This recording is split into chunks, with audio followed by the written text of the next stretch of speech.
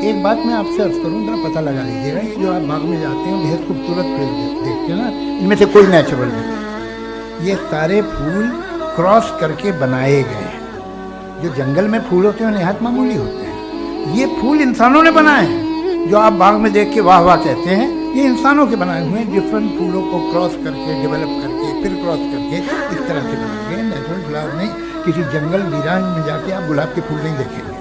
ये सब बनाए हुए इंसान ने, बहुत से काम इंसान ने किए। बाकी है कि आपने मेरी एक बात का जवाब दिया जिससे मुझे शिकायत है कि फेथ क्या है और आप फेथ मांगते क्यों हैं? आप तो लॉजिकल हैं, आपके पास तो सारे रैशनल हैं, आपके पास सारे सबूत हैं, तो आपको फेथ की डिमांड क्यों करते हो कि भाई तुम सरेंडर कर दो और सवाल मत करो? कोई मजहब सारे सवाल करने की इजाजत नहीं देता और मना करता है कि ज्यादा सवाल ना करो, बह जाओगे। आप क्यों रोकते हैं? हकीकत यह है कि इंसानी तारीख क्या है? इंसानी तारीख यह है कि दुनिया में दो तरह के लोग हुए। एक वो जिन्होंने अपनी लाइल्मी की परस्तिश की है, दूसरे वो जिन्होंने अपनी इग्नोरेंस या लाइल्मी से झगड़ा किया है और मालूम किया है कि क्या है। ये जो आप कह रहे हैं, आज आप हैरान हैं कि भाई ये यूनिवर्स कैसे बनी। लोग हैरान थे कि सूरज डूबता है तो इधर से कैसे निकलता, और आप एक कदम जाके हमेशा का मानने को तैयार है, एक कदम पीछे ही मान जाएंगे। भाई आप इसके बाद जाते हो, कहते सवाल ना करना कि ये कहाँ से आया, ये पावर तो हमेशा से हमेशा रहेगी। तो आप यूनिवर्स के बारे में मानने क्या तकलीफ? एक कदम पहले रुक जाइए, ये हमेशा से थी या नहीं थी हमें मालूम नहीं है।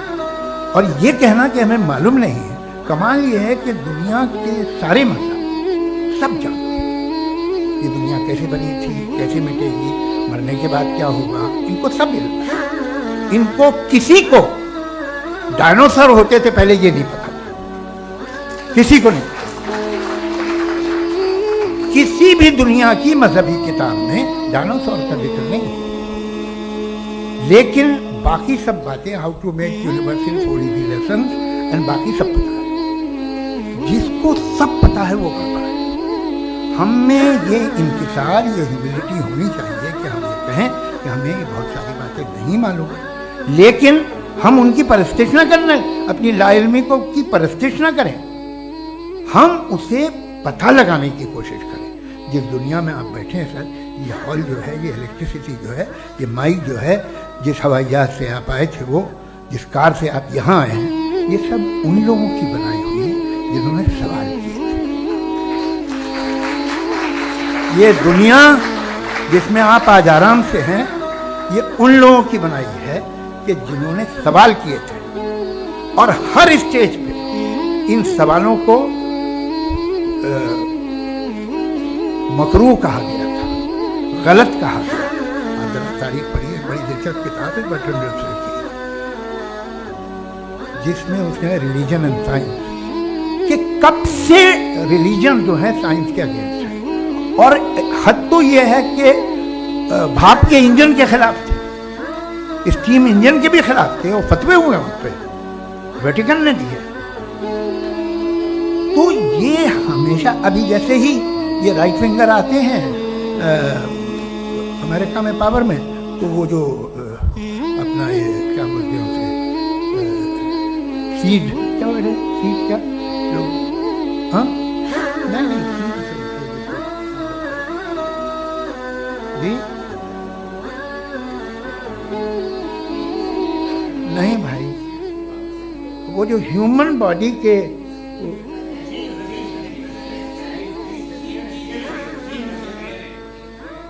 उस पर रिसर्च बंद हो जाती है, रिपब्लिकन नहीं करने देते। अरे भाई इतना डर क्या है तुम्हें?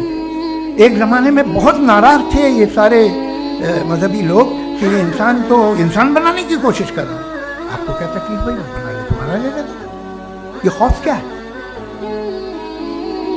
और ये सब आज जो आप कह रहे हैं नामुमकिन है, ये कैसे हुआ? मुझे एक किस्सा याद आता है। जब मैं 6ठी क्लास में था तो मैं मैथमेटिक्स में बहुत वीक था। एक टीचर रख दिया गया, उसने 1 2 3 4 5 6 7 को सिखा दिया मुझे। वो दिन मैं भूल नहीं सकता हूँ उसके साथ। जिस दिन उसने ये बताया कि 1/2 क्या होता है और 3/4 क्या होता है, मुझे ऐसा लगा कि मेरा सर बीच से फट जाए। ये आदमी कह रहा है कि जो दीवार के अंदर जाओ वॉक करते हुए। आज हंसता हूँ मैं। तो आज जो बातें आपके जहन से बिल्कुल परे हैं और आप हैरान होते हुए देख के, एक वक्त आएगा कि मामूली लगेगी। और हुआ है, आपकी इंसानी तारीख ही है। इतनी जल्दी सारे फैसले आप मत कर लीजिए, थोड़ा ये ह्यूमिलिटी रखिए कि भाई ये हमें नहीं मालूम। ये कहने में क्या है, ये यूनिवर्स कहाँ तक फैली, ये कब से है, वो कब तक रहेगी, हमें नहीं मालूम। आपने फैसला कर लिया कब बनी। ये आपके हिसाब से कोई 14 बिलियन ईयर बनी जो समझा जाता है। उससे पहले हजारों करोड़ों अरबों साल तक खुदा बैठा क्या कर रहा था? खामोश बैठा था, ऐसी जमाइयाँ ले रहा था। फिर उसे आइडिया है, यार एक काम करते, वक्त अच्छा गुजर जाएगा, यूनिवर्स बनाते।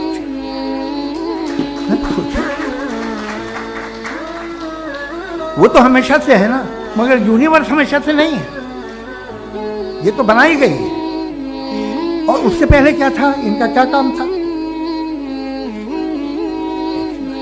ये बड़ा आसान है, ये बात हमें आज धीरे धीरे पता चली है। बरसों 2000 और 2500 साल पहले आपको किसी ने बता दिया कि क्या था, आप मान गए। और तब से वही मान रहे हैं जो 2500 साल पहले कहा गया। सब कुछ बदल गया है, सॉल्व हो रही है चीजें। साइंस बिल्कुल दावा नहीं करती, या कोई फिलोसफर ये दावा नहीं करता कि हमें सब मालूम, बल्कि वो कहता है कि हमें जितना मालूम होता है उससे ये मालूम होता है कि हमें कितना कम मालूम। तो हम अपनी जहालत से लड़े, उसकी परिस्थिति करें। जी, थैंक यू सो मच।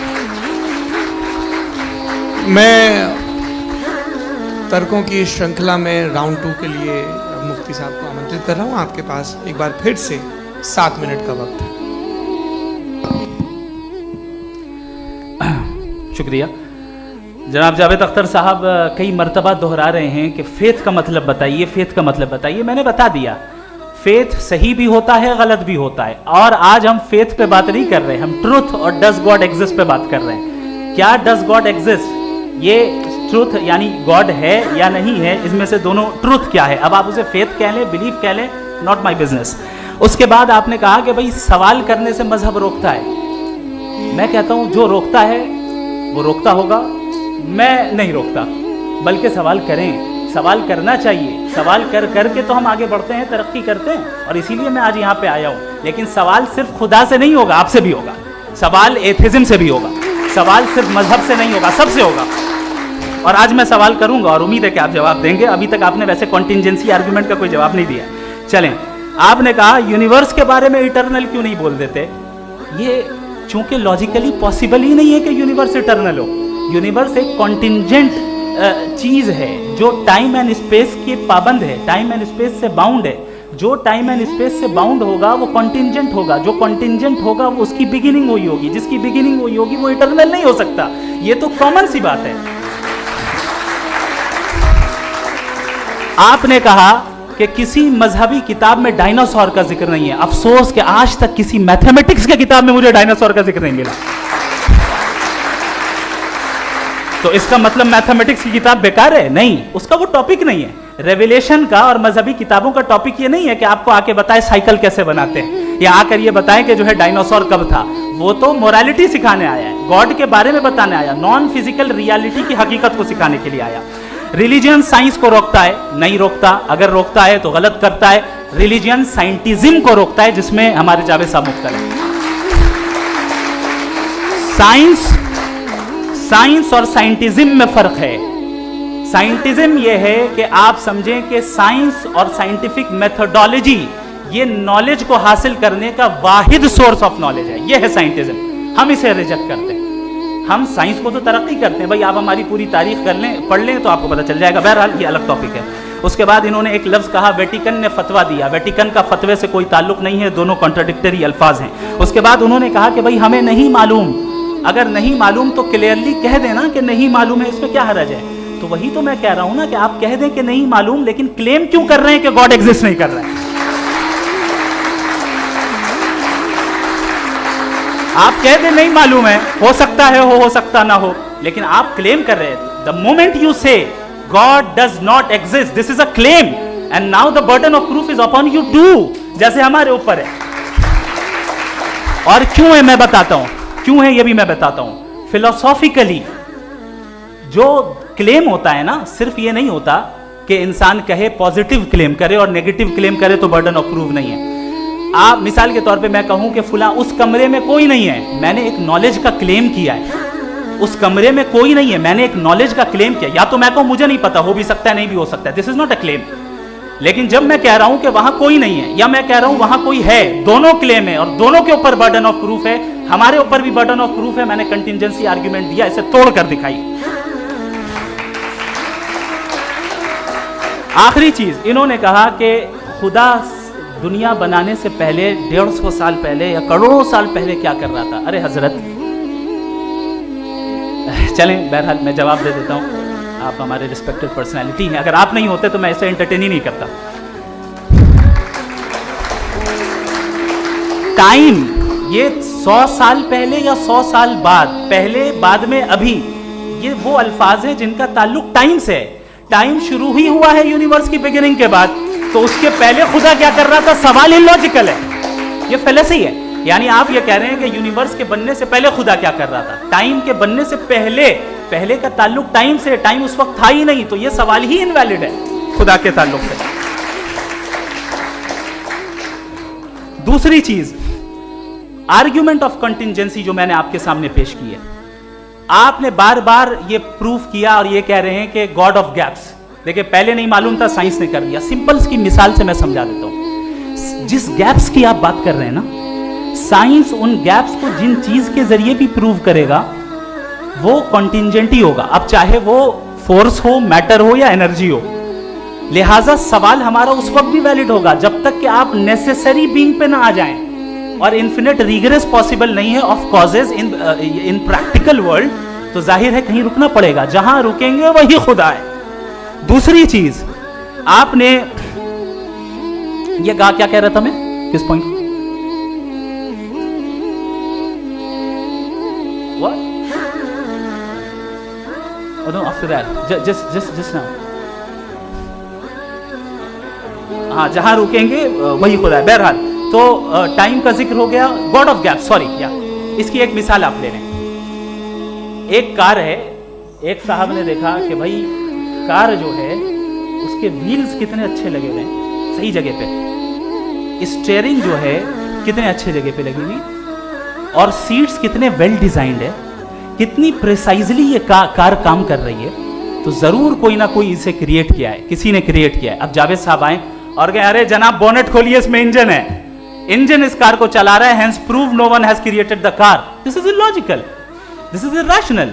आपने इंजन के जरिए उस गैप को तो साबित किया, लेकिन क्या उससे कार की जो क्रिएशन है और उसका जो क्रिएटर है ये इम्पॉसिबल हो जाए, ऐसा पॉसिबल है? उसका सवाल खत्म हो जाए, ऐसा पॉसिबल है? नहीं। आपने गैप्स को फिल करके, कॉन्टिंजेंट चीजों से गैप्स को फिल करके हमारे ऑब्जर्वेशन को और ब्रॉड कर दिया।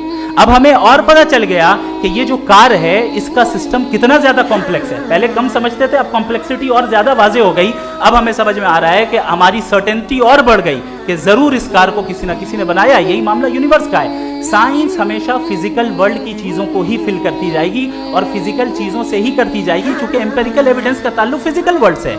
आप साइंस के जरिए मेटाफिजिकल रियलिटी को कभी साबित नहीं कर सकते। ये रॉन्ग टूल का इस्तेमाल करना है। ये वही काम है कि आप मेटल डिटेक्टर से प्लास्टिक डिटेक्टर करने चलें, जो कि जाहिर है सही नहीं है। Thank you.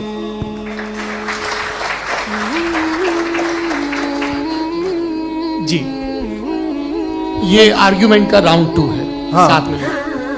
पहले तो मैं आपसे अर्ज करूं कि आपने कहा कि जब कायनात ही नहीं थी तो वक्त भी नहीं था, कुछ भी नहीं था। कैसे नहीं था? खुदा था, एक एग्जिस्टेंस तो था ना खुदा का। तो जब खुदा था तो वक्त भी होगा। ऐसा नहीं है कि कुछ भी नहीं था, खुदा था। अच्छा, बाकी है कि आपने कहा साहब आप साबित कीजिए, आपके पास भी लॉजिक है, मेरे पास भी लॉजिक है। आपका मेरा जिम्मेदारी नहीं है साबित करना कि खुदा है। बर्टन रसल ने बड़ी अच्छी बात कही। बर्टन रसल ने बड़ी अच्छी बात कही। मैं आपसे अगर ये दावा करूं कि चाय की केतली मरीख के चारों तरफ घूम रही है, मार्स के चारों तरफ, तो यह आपका काम नहीं है कि आप साबित करें कि कोई चाय की केतली नहीं है। ये मेरा काम है, मैंने दावा किया है। ये दावा तो मजहबी लोग करते हैं कि खुदा है, मैं क्यों साबित करूं कि नहीं है? जब तक आप मुझे कन्विंस नहीं कर देंगे मैं नहीं मानूं। आपकी जिम्मेदारी है, मेरी जिम्मेदारी नहीं है।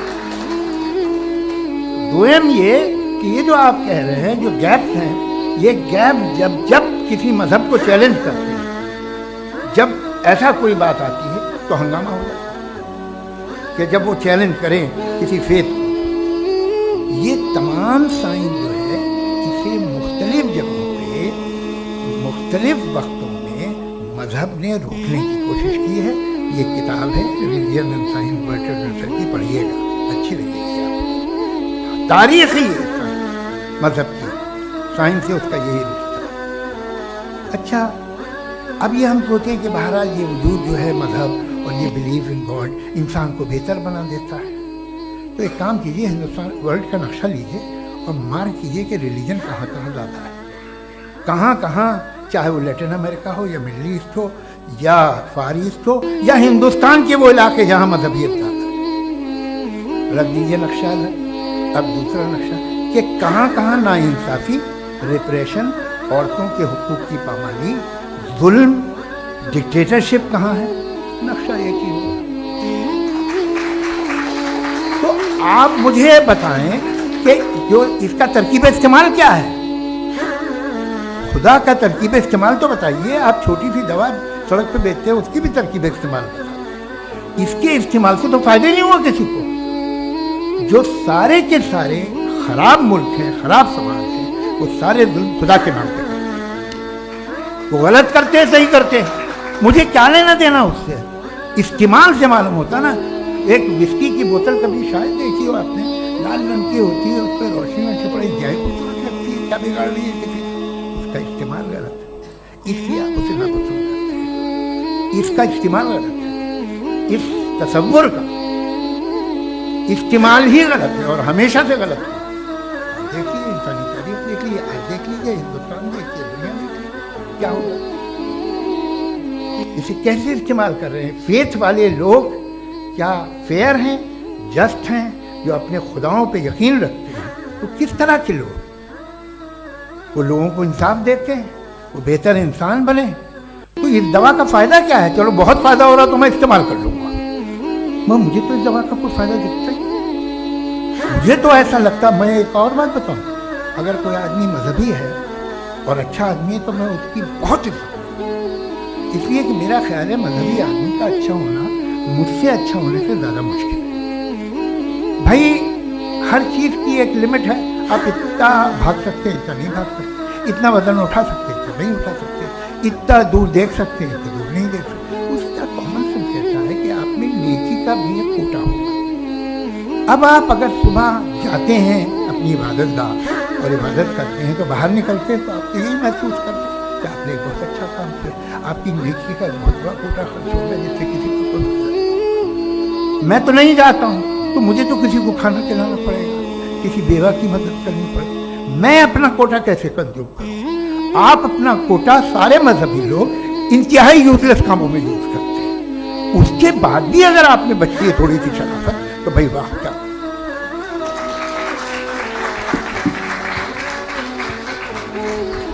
एक तो मुझे ये बात बहुत अच्छी लग रही है कि दोनों ही विद्वान समय को मानते हैं और बहुत समय से अपनी दलीलें और बाज दफ़ा समय से पहले अपनी तकरीरें पूरी करके अपनी अपनी कुर्सी पर बैठ रहे हैं।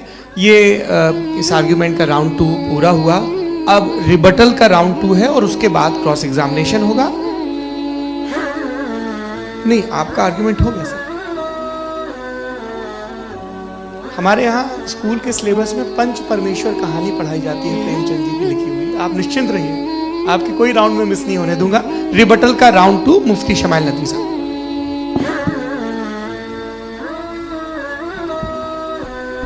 असल में जो हकीकी प्रॉब्लम है, असल प्रॉब्लम है वो ये है कि जावेद साहब के पास कॉन्सेप्ट ऑफ गॉड क्लियर नहीं है। इन्होंने कहा कि कायनात से पहले खुदा तो था, तब भी तो टाइम होगा। कि टाइम कायनात का हिस्सा है। हम खुदा, उस खुदा को मानते हैं नेसेसरी बीइंग का टाइमलेस होना ज़रूरी है, क्योंकि वो टाइम का क्रिएटर है। जब उसने टाइम को क्रिएट किया तो वो खुद टाइम पे कैसे होगा? उसने जब स्पेस को क्रिएट किया तो खुद स्पेस में कैसे होगा? अगर वो टाइम एंड स्पेस को पहले से ही उसका पाबंद है तो फिर किस चीज को उसने क्रिएट किया? लिहाजा ये सवाल गलत है कि खुदा था तो टाइम होगा। बिल्कुल नहीं, टाइम के पाबंद हम है, खुदा नहीं है। हम फिजिकल वर्ल्ड से ताल्लुक रखते हैं, वो मेटाफिजिकल रियलिटी है। दूसरी चीज इन्होंने मिसाल दी कि चाय की केतली हवा में घूम रही होगी, और पता नहीं शायद वो बर्टन रसल का उन्होंने हवाला दिया। बहरहाल यही प्रॉब्लम है। प्रॉब्लम यही है कि हम चीजों के दरमियान डिफरेंशिएट नहीं कर पाते हैं। ये जो आपने मिसाल दी ये इमेजिनेशन है, और मैं जो साबित कर रहा हूं वो लॉजिकल नेसेसिटी है। आप इमेजिन करने आए तो कुछ भी करें, जुपिटर में पिंक एलिफेंट होगा, यूनिकॉर्न होगा, करें, उससे कायनात पे क्या फर्क पड़ता है? उससे आप लॉजिकल नेसेसिटी साबित नहीं कर सकते। मैं तो उस प्राइम कॉज की बात कर रहा हूं, उस नेसेसरी बीइंग की बात कर रहा हूं जिसके बगैर इस कायनात का एग्जिस्टेंस मुमकिन नहीं है। दूसरी चीज, मजहब को साइंस चैलेंज करती है वगैरह वगैरह, ये हमारा टॉपिक ही नहीं है।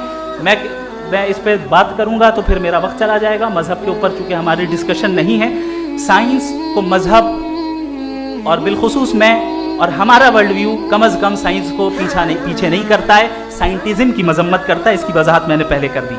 दूसरी चीज इन्होंने कहा वर्ल्ड का नक्शा लीजिए, वर्ल्ड मैप लीजिए, दो अलग अलग जगह की। हजरत मैंने ये होमवर्क किया था, और मैंने मिडिल ईस्ट का एक नक्शा लिया और यूरोप का एक नक्शा लिया। ये मजहबी इलाका और ये लिबरल और एथीस्ट इलाका। मुझे पता चला कि सबसे ज्यादा रेप केसेस जो हैं वहां पर।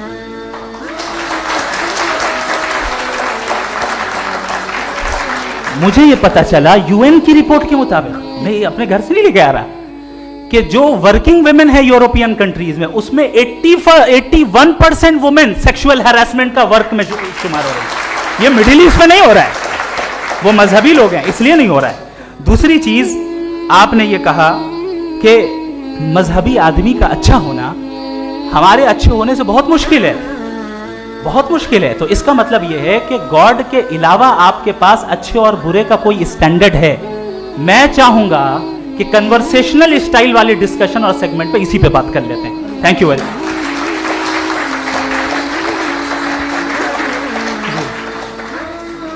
ये रिबटल का राउंड 2 है, आपके पास 5 मिनट का वक्त है, और इसके बाद क्रॉस एग्जामिनेशन शुरू करेंगे। आप चाहें तो जो इन्होंने सवाल पूछे उनके जवाब आप रिबटल में भी दे सकते हैं। पहले तो ये बात कि ये मिसाल गलत है। इन्होंने पहले ही हमको डिसार्म कर दिया, कह लिया अकल से मामला सॉल्व नहीं हो सकता, लॉजिक से आप पहुंच नहीं सकते। ये एक मेटाफिजिकल चीज़ है। मेटाफिजिकल अजीब सा लफ्ज़ है, ठीक से किसी को माने नहीं मालूम इसके, तो ऐसा लगता है कुछ बड़ी चीज़ है।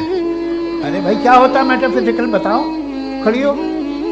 ये एक लफ्ज़ है जो कहीं भी इस्तेमाल हो जाता है। जब आप एक बात कर रहे हैं और आप मुझसे बहस कर रहे हैं तो मुझे मेटाफिजिकल मत बताइए, आप लॉजिकली मुझे प्रूफ किए। और अगर लॉजिकली आप नहीं बात करते साहब ये मेटाफिजिकल है, तो फिर हम आप बात क्या कर रहे हैं? मेरा आपका किस ज़बान में कॉन्वर्सेशन होगा? और ये कहना कि वक्त पहले नहीं था, तो फिर क्यों कहते हैं ये हमेशा से और हमेशा रहेगा? हमेशा वक्त है, तो आप कैसे कहते हैं वो हमेशा से है और हमेशा रहेगा? हमेशा का मतलब है कोई वक्त, अगर वक्त ही नहीं है तो हमेशा कैसे? बाहर वो रहेगा। अब मैं ये देखता हूँ, आपने कहा ना कि वहाँ रेप ज़्यादा होती है, तो हम एक बात देखते हैं, ये दुनिया जिसपे वो कादर मुतलक है, जिसकी मर्जी के बगैर पत्ता भी नहीं हिलता, वो ओमनीपोटेंट है, ये दुनिया चल कैसे रही है? और इस दुनिया का हाल क्या है? 45,000 बच्चे जो 10 साल की उम्र से कम थे वो गाजा में मरे। भूख से काला हांडी में बच्चे मरते हैं और डिप्थेरिया से मरते हैं। डिप्थेरिया अजीब मर्द है, गले में जाली मरना शुरू होती है, बच्चा नीला हो जाता है, गरीब का बच्चा, इसलिए क्यों मारता है? ये कादर मुतलक का जो जाहिर कर दे, इससे आप दुआएं मांगते हैं हमारी ये काम कर दे वो कर दे, तो इसका मतलब डे टू डे लाइफ में वो इंटरफेयर करता है और ये देख रहा है। अगर वो वाकई भी है फॉर डिस्कशन से, तो मैं जब दुनिया देखता हूँ तो मेरे दिल में उसके लिए कोई इज्जत नहीं पैदा होती। ये क्या कर रहे हो तुम पूरे ऑल पावरफुल हो, ओमनीपोटेंट हो, ओमनी प्रेजेंट हो। तुम तो वहां गाजा में रहे होगे ना, तुम हर जगह हो। तुम देख रहे थे कि बच्चे की कैसे धज्जियां उड़ रही, तुम देख रहे थे, तो तुम चाहती हो मैं तुम्हारी परस्तिश करूँगा, तुम हो भी। अरे यार, इससे अच्छे तो हमारे प्राइम मिनिस्टर हैं, कुछ तो ख्याल करते हैं। कमाल है। आप किसकी इबादत कर रहे हैं? अगर वो है भी, ये दुनिया नाइंसाफी से, जुल्म से, जबर से, तशद्दुद से भरी हुई है। और आप ये मत कहिएगा कि वो देख रहा है और वो बताएगा एक दिन। अगर वो देख रहा है और इंटरफेयर नहीं करता तो आप दुआ क्यों मांगते हैं? आप कहते हैं मेरा ये काम करा दे, इसके मतलब है वो दखल दे सकता है, वो आपको नौकरी दिलवा सकता है, भले दूसरे आदमी को न मिले, मगर आपका काम कर देगा चूंकि आपने दुआ मांगी है। तो जब वो आपको नौकरी दिला सकता है, लड़की की शादी कर सकता है, बेटे को ग्रीन कार्ड दिलवा सकता है, तो कम से कम ये जो मर रहे हैं बच्चे, इनको रोक के कुछ तो कर। मुझे तो दुनिया में इस दुनिया का कोई मालिक है, इसका ओमनीपोटेंट कोई रूलर है, और ये दुनिया ऐसी चल रही है। मैं तो चाहूंगा कि भाई ना हो, अगर हो तो बड़ी शर्मिंदगी की बात है। शुक्रिया।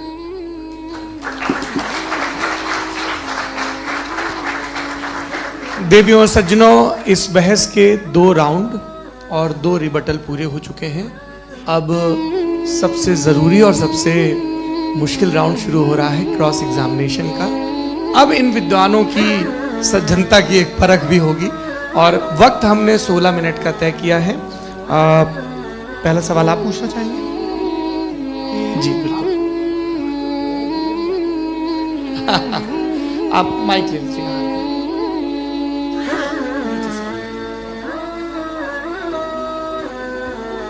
जी मैं ये डायस हटा सकते हैं क्या थोड़ा क्विकली? डायस पीछे कर दीजिए बस थोड़ा सा, ताकि ये जो दाएं बाएं लोग बैठे हैं इसे हटा ही दीजिए, वरना वहाँ तो जाने वाले नहीं। आराम से आराम से। दोनों तरफ से।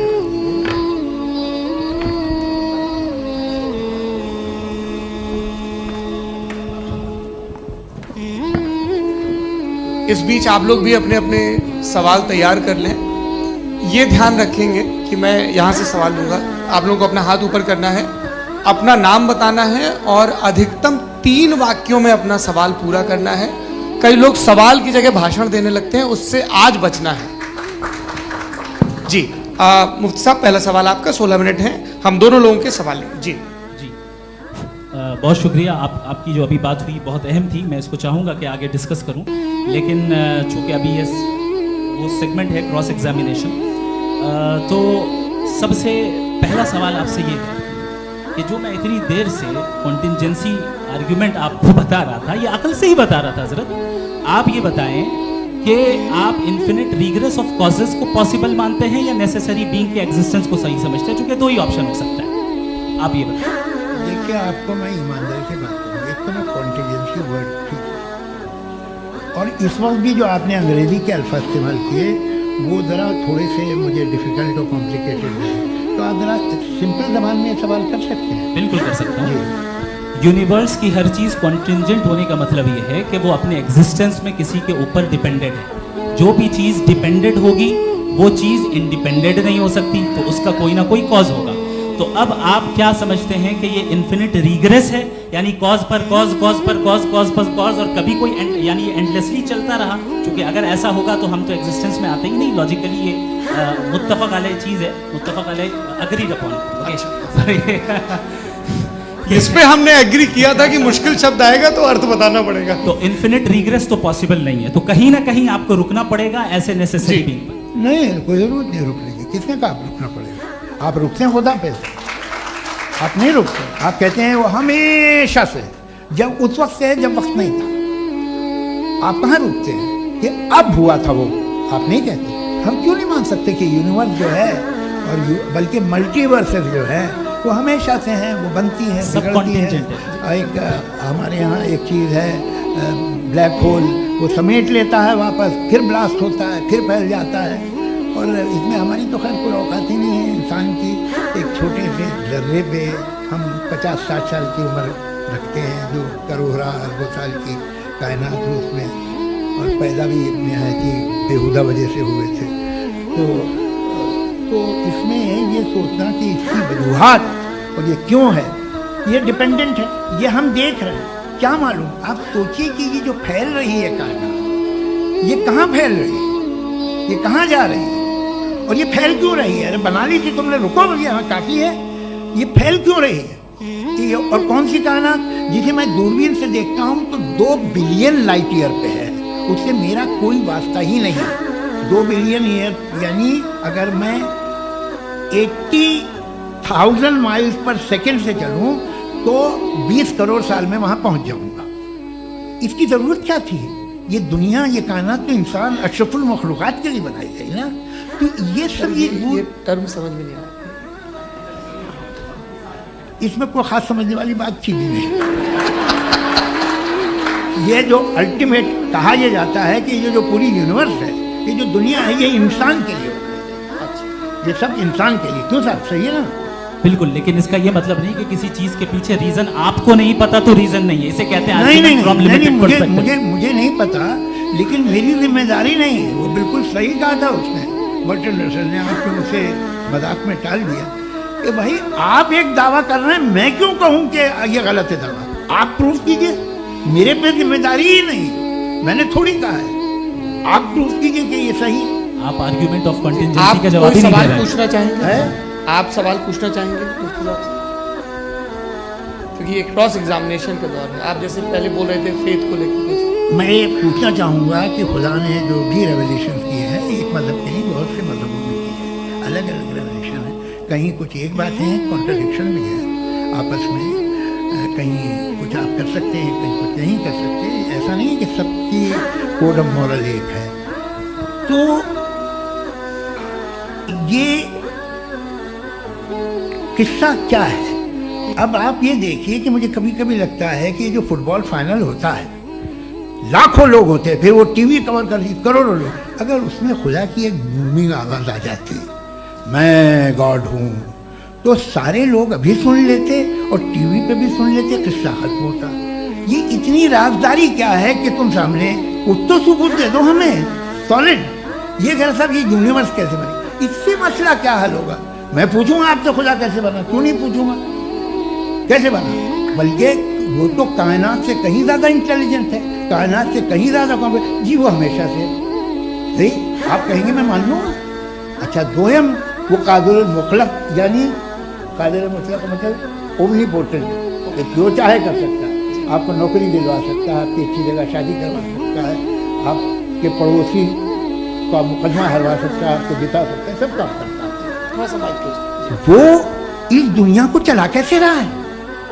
ये दुनिया कैसे चल रही है? आपको इस पे हैरत नहीं होती? या क़यामत के बाद कभी एक जस्टिस होगा, जब ये बच्चा मर चुका होगा, जिसकी धज्जियाँ उड़ गई बम से, इसको इंसाफ मिलेगा तब। अच्छा, अब जवाब दूं?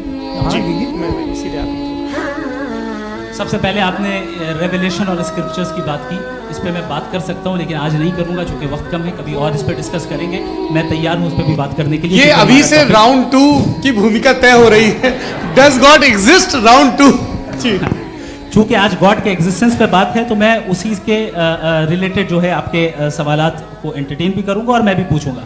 आपने कहा कि आपने साबित ही नहीं किया, जबकि आर्ग्यूमेंट ऑफ कॉन्टिंजेंसी बुनियादी आर्ग्यूमेंट है। आप मुझे कॉन्टिंजेंसी का मतलब है, आपका मतलब क्या? कॉन्टिंजेंसी कॉन्टिंजेंसी का मतलब ये हुआ कि हर वो वजूद जो किसी भी चीज़ का पाबंद है, हर वो वजूद या हर वो चीज़ जो अपने एग्जिस्टेंस में किसी भी चीज़ के पाबंद है और उससे बाउंड है, उसको उसकी ज़रूरत है, उस पर डिपेंड करती है, तो जाहिर सी बात है कि उसका कोई ना कोई कॉज होता है। ये तो अक्ल की बात है, ये आप रीजनिंग की बात करते हैं, मैं वही कर रहा हूँ। दूसरी चीज़ आपने ये बात कही कि इतने बिलियन लाइट ईयर्स दूर है, उसका मेरा क्या लेना देना। फिर मेरे ख्याल से आपको ये नहीं कहना चाहिए I think therefore I am an atheist. आपको सोचना चाहिए, सिर्फ आप एक लिमिटेड दायरे में रहकर नहीं सोचें, बल्कि बाहर निकल कर सोचें।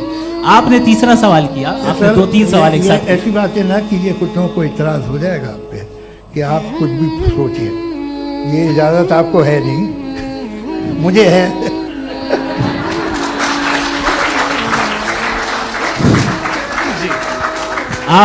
आपने प्रॉब्लम ऑफ इविल के ताल्लुक से सवाल किया और बार बार आप एक लफ्ज रिपीट कर रहे हैं कि ओमनीपोटेंट गॉड है। ऑल पावरफुल गॉड है। यही तो दरअसल समझना है कि गॉड का कॉन्सेप्ट क्या है। प्रॉब्लम ऑफ इविल जो है, प्रॉब्लम ऑफ इविल दर हकीकत दो असम्पशंस पर कायम है। अगर आप इन दो असम्पशंस को समझ जाएं तो ये प्रॉब्लम नहीं रहेगी, आर्ग्यूमेंट आपको समझ में आ जाएगी कि ये कोलैप्स कर जाता है। पॉइंट नंबर 1, यानी जो आपका सबसे पहला फॉल्स असम्पशन है कि गॉड मर्सीफुल है, ओमनीपोटेंट है, दुनिया में जुल्म हो रहा है। लेकिन आपको ये समझना चाहिए कि हमारे वर्ल्ड व्यू के मुताबिक गॉड सिर्फ ओमनीपोटेंट और सिर्फ मर्सीफुल नहीं है, बल्कि वो ऑल वाइज भी है और वो ऑल नोइंग भी है। उसके हर काम के पीछे हिकमत और विजडम है। ये कोई जरूरी नहीं है कि वो हिकमत और विजडम आपको समझ में आए या मुझे समझ में आए। अगर आप जो समझ रहे हैं उसके मुताबिक आप फैसला कर रहे हैं, ये लिमिटेड पर्सपेक्टिव से आर्गुमेंट है। और इस चीज को हम अपनी दुनिया में, अपने लाइफ में, डेली लाइफ में इस प्रिंसिपल को एक्सेप्ट करते हैं। हम जब किसी डॉक्टर के पास जाते हैं, डॉक्टर के पास जाकर वो अगर उसने हमें कोई दवाई दी है तो हम ये तो नहीं कहते कि जब तक आपके पास जितना नॉलेज और जितना विजडम नहीं है, आपने क्यों ये दवाई दी है, तब तक हम इस चीज को एक्सेप्ट नहीं करेंगे। नहीं कहते, हम उसकी अथॉरिटी को तस्लीम करते हैं। क्यों? क्योंकि उसकी हम जानते हैं कि वो नॉलेजेबल है, वो विजडम वाला है, हमसे ज्यादा नॉलेज और हमसे ज्यादा विजडम है। बताएं सर। डॉक्टर में और खुदा में बड़ा डिफरेंस है। डॉक्टर पढ़ा लिखा होता है, एक तो मैं उसकी बात सुनूंगा, दोयम ये नहीं कुछ जवाब के लिए नहीं है सर प्लीज, आप अगर सब ऑडियंस से बोलने लगेंगे तो फिर मतलब नहीं सिविलाइज्ड बहस का। मतलब आप ये कहें कि चूंकि आप डॉक्टर पे बिलीव करते हैं इसलिए खुदा पे बिलीव कीजिए, क्या ये मिसाल आपको समझाने के लिए। आर्गुमेंट है, इस पे आपको एतराज नहीं है। तो सिंपल बात ये है कि मैं अगर ये यकीन करूँ कि ओमनीपोटेंट उसकी मसलहत है, ये जो बच्चे मर रहे हैं ये मसलहत है, मुझे नहीं चाहिए थी मसलहत, उसकी मसलहत नहीं, यही तो समझना है। मतलब एक्सपीरियंस। इस आपने अभी मेरी बात पूरी सुनी नहीं। मैंने कहा आपका पूरा आर्ग्यूमेंट दो फॉल्स असम्पशंस पर है। एक फॉल्स असम्पशन मैंने बता दिया, दूसरा फॉल्स असम्पशन ये है कि इस दुनिया में इविल के होने का कोई गुड रीजन नहीं है, जबकि हमारे पास बाज रीजंस मौजूद हैं, हमारे पास बाज वजूहात मौजूद हैं। अगर इस दुनिया में इविल ना हो तो आप गुड को डिफाइन कैसे करेंगे? अगर जुल्म ना हो आप इंसाफ को समझेंगे कैसे? अगर तारीकी ना हो तो आप लाइट को समझेंगे कैसे? बहुत अच्छे। अभी और सुन लें, अभी और बाकी है। ये तो बात बहुत पसंद आई साहब मुझे कि जब तक रेप ना हो तब तक औरतों की इज्जत का ख्याल आपने मेरा जवाब पूरा सुना ही नहीं। जब तक के बच्चों का कत्ल ना किया जाए तब तक आपको बच्चों की मासूमियत की इज्जत। आपने पूरा जवाब सुना ही। क्या बात है, क्या आपने नुक्ता निकाला? आपने पूरा जवाब सुना ही नहीं। आप सुन लें, मेरी बात सुन लें। ये मैंने आपको एक चीज बताई। दूसरी चीज, इस दुनिया में हम आए हैं टेस्ट के लिए, हमारा टेस्ट हो रहा है और हर इंसान का अलग अलग अंदाज में टेस्ट होता है। और इस दुनिया में अगर इविल मौजूद है तो वो इविल जरिया है हमारे अंदर ह्यूमन नोबल क्वालिटीज को डेवलप करने का और अलग अलग फील्ड में प्रोग्रेस करने का। और अगर हमारे अंदर और इस दुनिया में इविल नहीं होता तो बताइए टेस्ट का मतलब क्या होता? अगर मैं अपने स्टूडेंट को एमसीक्यूज दूं और उसमें सिर्फ राइट आंसर लिख कर दे दूं और कहूं तुम्हारा टेस्ट हो गया, ये मीनिंगलेस है। इस दुनिया में अगर हम टेस्ट के लिए आए हैं तो जाहिर है गुड एंड इविल दोनों मौजूद है। तो अगर गुड एंड इविल दोनों मौजूद है तो ये इविल भी खुदा का बनाया हुआ है। जी हाँ, खुदा का बनाया हुआ है। लेकिन अच्छा चलो अच्छी बात। जी बिल्कुल, तो बिल्कुल खुदा ने बनाया। अभी तो ये है कि जो मेजॉरिटी है दुनिया में वो इविल है, तो ये खुदा एक्चुअली इविल के साइड पे लग रहा है मुझे। बिल्कुल भी नहीं, मैं बता मेजॉरिटी में तो वो है। क्या बात कर रहे हैं भाई यार? मैं बहुत कोई भी जो मुंसिफ होगा, चाहे आपका अपना घर हो जिसके आप सबसे बड़े हैं, चाहे आपकी ऑर्गेनाइजेशन हो जो आप चलाते हैं, वहाँ पर आप इविल रखेंगे साबित करने को कि बाकी लोग शरीफ हैं। मेरी बात सुनिए, क्या ये आर्ग्यूमेंट ही गलत है? अगर कि जब तक के कोई इविल नहीं होगा तब तक के शरीफ आदमी शरीफ नहीं लगेगा। अगर एग्जामिनर गलत ऑप्शन दे रहा है तो एग्जामिनर इविल नहीं हो गया, जो गलत ऑप्शन को सेलेक्ट कर रहा है वो फेल होगा। क्रिएटर ने इविल को बनाया है लेकिन वो इविल नहीं है। अच्छा सुनिए मेरी बात, हाँ। Let me complete sir. जी जी। क्रिएटर ने इविल को बनाया है टेस्ट के लिए, वो इविल नहीं है। इविल वो होगा जो उसे इख्तियार करेगा। छुरी को बनाने वाला गलत नहीं होता है, छुरी का गलत इस्तेमाल करने वाला गलत होता है। रेप को कैसे गलत इस्तेमाल करते हैं?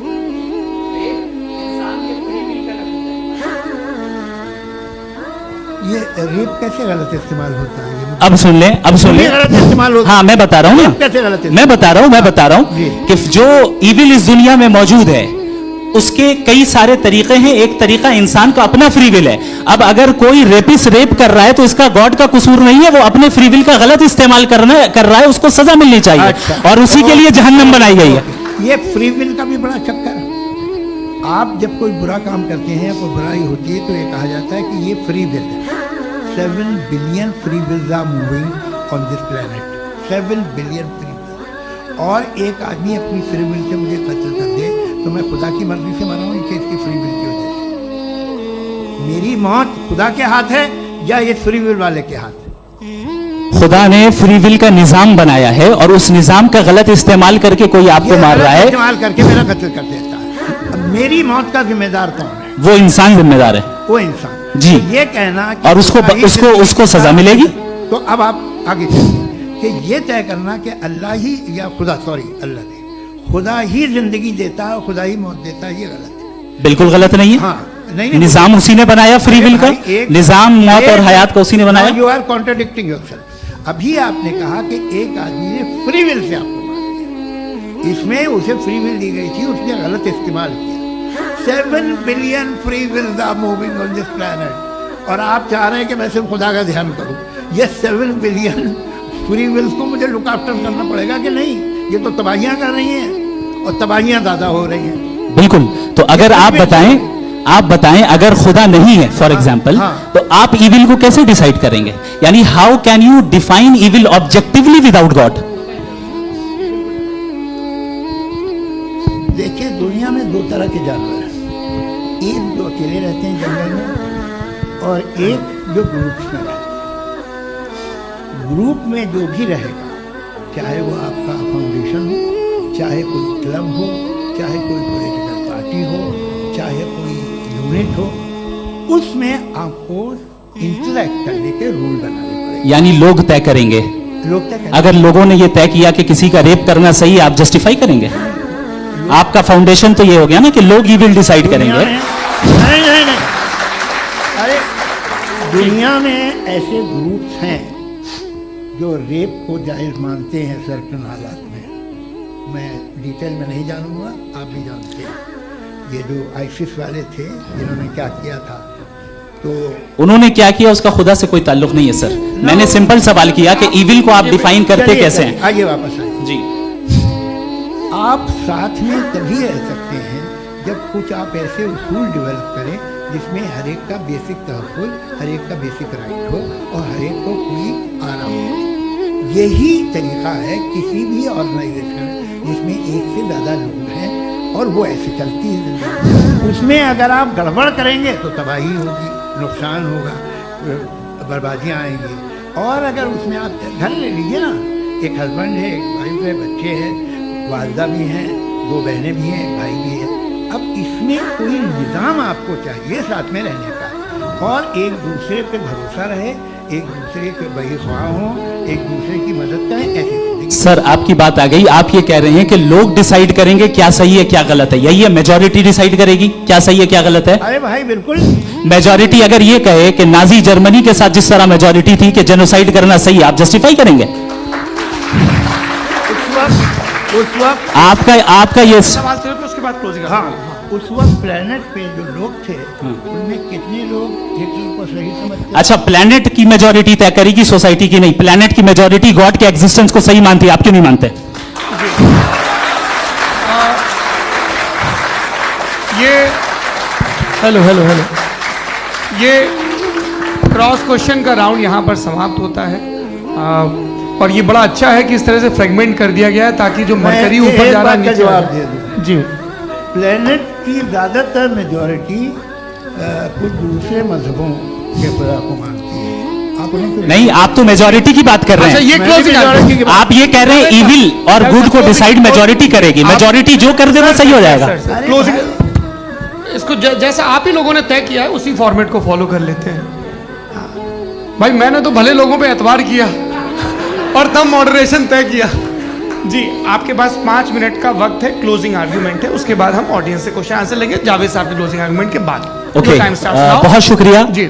हमारा जो टॉपिक है डज गॉड एग्जिस्ट, मैं इस पे इतने एकेडमिक तैयारी करके आया था। मुझे था कि मैंने सोचा था कि कई सारे मैं आर्ग्यूमेंट्स दूंगा, लेकिन वक्त की भी किल्लत और जावेद साहब बार बार इधर उधर चले जा रहे थे तो उसको भी थोड़ा एंटरटेन करना पड़ गया। डज गॉड एग्जिस्ट पे मैं एक ही आर्ग्यूमेंट दे पाया, आर्ग्यूमेंट्स बहुत हैं और डेफिनेटिव आर्ग्यूमेंट्स हैं, और मेरे आर्ग्यूमेंट को किसी एक राउंड में भी इन्होंने एंटरटेन नहीं किया और रेफ्यूट नहीं किया, एक राउंड में भी नहीं, एक राउंड में भी नहीं। कौन सा? और ना ही अभी अभी आपका क्लोजिंग आर्गुमेंट आएगा नहीं, वो उसमें। बता देना। Argument of contingency sir. अरे मैं आपसे कई बार कह चुका हूँ कंटीजेंसी का मतलब अब क्या मैं है? कैसे समझाऊं Please, आपको, और आपस में हाँ आप और please, कितने आसानी से समझाऊं मैं, मुझे तो नहीं समझ में आ रहा है। आप अपनी argument sir- of contingency Urdu में बोल सकते हैं। हाँ, आप अपनी बात पूरी कर लें एक जी। आखिरी 4 मिनट। दूसरी चीज, just a minute please ma'am, can I talk? दूसरी चीज ये है कि आपने एक तो इसका जवाब नहीं दिया, दूसरा आपने गॉड के ना होने पर कोई डेफिनेटिव आर्ग्यूमेंट नहीं दिया, सिर्फ मजहब पे बात कर रहे हैं आप। मजहब तो आज हमारा टॉपिक ही नहीं था, आज तो हमारा टॉपिक हो, आप मजहब से ले लेकर आईएस तक चले गए। भाई हमारा क्या ताल्लुक है उससे? We condemn them. और उसका गॉड से क्या ताल्लुक है? अगर कोई गलत काम कर रहा है, किसी ने किसी को कत्ल किया, किसी ने किसी का रेप किया, उसको सजा मिलनी चाहिए। और आपके पास कोई भी rational strong foundation of morality नहीं है। आपने कहा कि मेजॉरिटी तय करेगी सोसाइटी की, वो सही होगा। मैंने कहा हिटलर को फिर आप सही कहेंगे, नहीं, प्लैनेट की सोसाइटी की मेजॉरिटी तय करेगी। तो प्लैनेट की मेजॉरिटी गॉड के एग्जिस्टेंस को मानती है, आप कह रहे हैं ये रिलीजियस है। तो यानी आपके पास कोई स्ट्रॉन्ग फाउंडेशन नहीं है ऑब्जेक्टिव मोरालिटी का। ऑब्जेक्टिव मोरालिटी का अगर कोई फाउंडेशन है तो वो सिर्फ गॉड है, गॉड है, गॉड है। थैंक जी, ये मुफ्ती शमाइल नदवी साहब का क्लोजिंग आर्ग्यूमेंट था। अब हमारे पास जी ये बड़ा अच्छा है कि दोनों लोगों को मॉडरेटर से शिकायत भी और बोल रहे भाई हमारी शाबाशी भी तो करते चलो। अब मेरी बात जी, आपके पास जावेद अख्तर साहब 5 मिनट का वक्त है, ये आपका क्लोजिंग आर्ग्यूमेंट है, टाइम रीसेट कर दें। जी देखिए, बहुत सारी बातें हैं। गॉड का डेफिनेशन दुनिया के किसी भी रिलीजन में है तो वो इम्पोर्टेंट है, वो प्रेजेंट है, he is just, he is kind, he loves you and so. मैं जब दुनिया देखता हूँ तो मुझे कोई ऐसा सुप्रीम पावर यहाँ दिखाई नहीं देती है जो इंसान की बहबूदी के लिए कुछ कर रही हो, कमज़ोर को बचा रही हो, मदद कर रही हो, जालिम को पीछे हटा रही हो। मैं नहीं देखता तारीख में देखता। एक तो अगर है और ये देख रहा है तमाशा तो उसका होना न होना बराबर है। दोयम ये कि ये जो है, जब आप ये कहते हैं कि कायनात जिसकी कंटीजेंसी है, मैं देखिए वो लफ्ज़ इस्तेमाल किया था, तो ये कैसे हो सकती है भाई? और फौरन आप सरेंडर कर देते हैं कि जाहिर है कि इसका बनाने वाला तो इससे 10,000 गुना था तो कॉम्प्लिकेटेड हो, उस पर आपके होने पे कोई इतराज नहीं। उसे वो टाइमलेस है, वो पहले से था, टाइम तो बहुत बात है। ये सब आप मानने को तैयार है जिसका आपके पास कोई सबूत नहीं, आपके पास कोई रीज़न नहीं। आपकी तारीख क्या है मजहब बिलीफ की, जो खुदाओं का बिलीफ है, ये कॉन्स्टेंटली गलत साबित होता रहा है।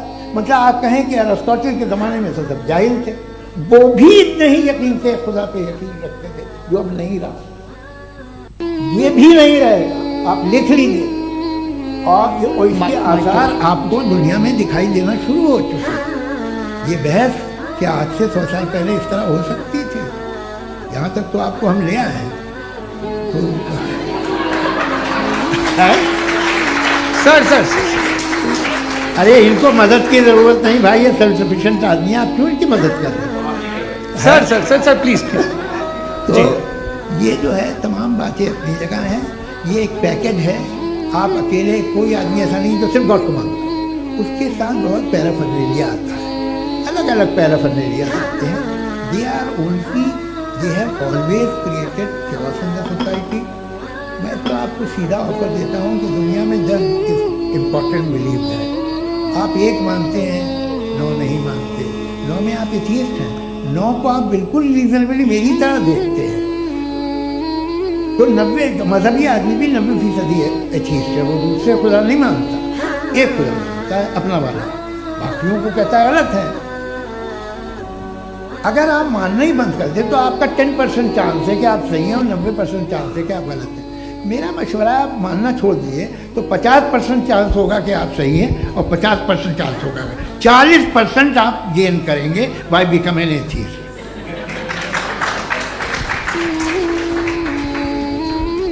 ये एक फरसूदा ख्याल है ये खत्म हो रहा है। हो सकता है मेरी ज़िंदगी में ना हो, लेकिन ये हो जाए। जो बातें ये इनको आप मेटाफिजिकल ये वैसे रिस्पेक्टेबल टर्म दे दिए, ये तो उन लोग के हैं जिन्हें ना फिजिक्स मालूम थी ना मेटा मालूम था, ये उन्होंने आपको दिए हैं। जी बहुत शुक्रिया आप दोनों लोगों का। और अब इस बातचीत का आखिरी राउंड शुरू होगा, डज गॉड एग्जिस्ट की ये बहस मुफ्ती शमाइल नदवी और जावेद अख्तर साहब के बीच। आप लोग अपने अपने हाथ ऊपर करेंगे, मैं यहाँ से तय करूँगा। और माइक हमारे पास है क्या? एक ही माइक है ऑडियंस के लिए? 2 माइक है, एक इस तरफ एक इस तरफ, ठीक है। तो जी सबसे पहले हमारी सहयोगी है मारिया शकील जी, पूछे सवाल। थोड़ा सा रुकेंगे ताकि कैमरे का फ्रेम आप पर आ जाए, आपकी तो प्रैक्टिस है टीवी की। जी नदवी साहब, मैं खुदा को मानती हूँ, पहले मैं इसी प्रमाइस से शुरू कर रही हूँ और ये बता रही हूँ मैं मानती हूँ, लेकिन कुछ सवाल हैं जो जावेद साहब ने उठाया, उसका जवाब आपको देना चाहिए। पहला सवाल ये कि गजा में सालों से छोटे बच्चे मर रहे हैं, वो उनको अगर खुदा मर्सीफुल है, हम मानते हैं कि अल्लाह ताला में बहुत ताकत है, तो वो बच्चे क्यों मर रहे हैं? दूसरी बात ये कि अगर कंटिजेंसी की जो आप बात करते हैं, पूरे मुस्लिम ममालिक मिल करके भी उन गजा के बच्चों को क्यों नहीं बचा पा रहे हैं? क्योंकि अगर वो चाहते, क्योंकि अल्लाह ताला उन पर हुकूमत करते हैं, सब पर हुकूमत करते हैं, तो वो उनको क्यों नहीं बचा? जी थैंक यू वेरी मच। बहुत अच्छा किया आपने इस चीज़ को जिक्र कर दिया, मैं इसको और अच्छे से एक्सप्लेन करने की कोशिश करता हूँ। देखें, जहाँ तक आपने कहा कि गजा के बच्चों को मारा जा रहा है, देखें 2 वर्ल्ड व्यू है, एक एथीस्टिक वर्ल्ड व्यू, एक थीस्टिक वर्ल्ड व्यू है। बच्चे मर रहे हैं दोनों वर्ल्ड व्यू में, लेकिन हमारा वर्ल्ड व्यू कह रहा है कि रिकॉम्पेंस है, ये कह रहे हैं कि उनका मरना बेकार जाने वाला है, कोई उसका रिकॉम्पेंस नहीं है, चूंकि इनके यहाँ आखिरत और अल्लाह का कोई तसव्वुर या गॉड का कोई तसव्वुर नहीं है। आपने ये सवाल किया कि गॉड मर्सीफुल है, क्यों नहीं रोकता? ये मैंने बताया कि ये मिसकंसेप्शन है लोगों के दरमियान कि गॉड को सिर्फ मर्सीफुल और ओमनीपोटेंट समझते हैं। गॉड के सिर्फ यही 2 एट्रीब्यूट्स नहीं हैं, गॉड के कई सारे एट्रीब्यूट्स हैं, उनमें से अल हकीम भी है, उनमें से ऑल वाइज भी है, ऑल नोइंग भी है। लिहाजा अगर इस दुनिया में किसी को तकलीफ आ रही है और गॉड उसको नहीं रोक रहा है, वो इसलिए नहीं रोक रहा है चूंकि इंसानों को फ्री विल दिया गया है। ठीक इसी तरीके से अगर एक डॉक्टर किसी छोटे बच्चे को इंजेक्शन लगा रहा है, उसे तकलीफ पहुंच रही है, उसके लिमिटेड पर्सपेक्टिव के एतबार से ये गलत हो रहा है और डॉक्टर बुरा है। लेकिन जब आप ब्रॉडर पिक्चर को देखेंगी, आपके और हमारे पास सिर्फ एक पिक्सल है, हमें इतना नजर आ रहा है कि गजा में कत्ल हो रहा है, लेकिन इसके पीछे कितना रिकॉम्पेंस उनको मिलने वाला है, पूरा पिक्चर गॉड के पास है। तो एक पिक्सल से आप पूरे पिक्चर को कभी भी जज नहीं कर सकती। आप इसमें कुछ जोड़ना चाहेंगे? आपको कुछ बोलना है इसमें?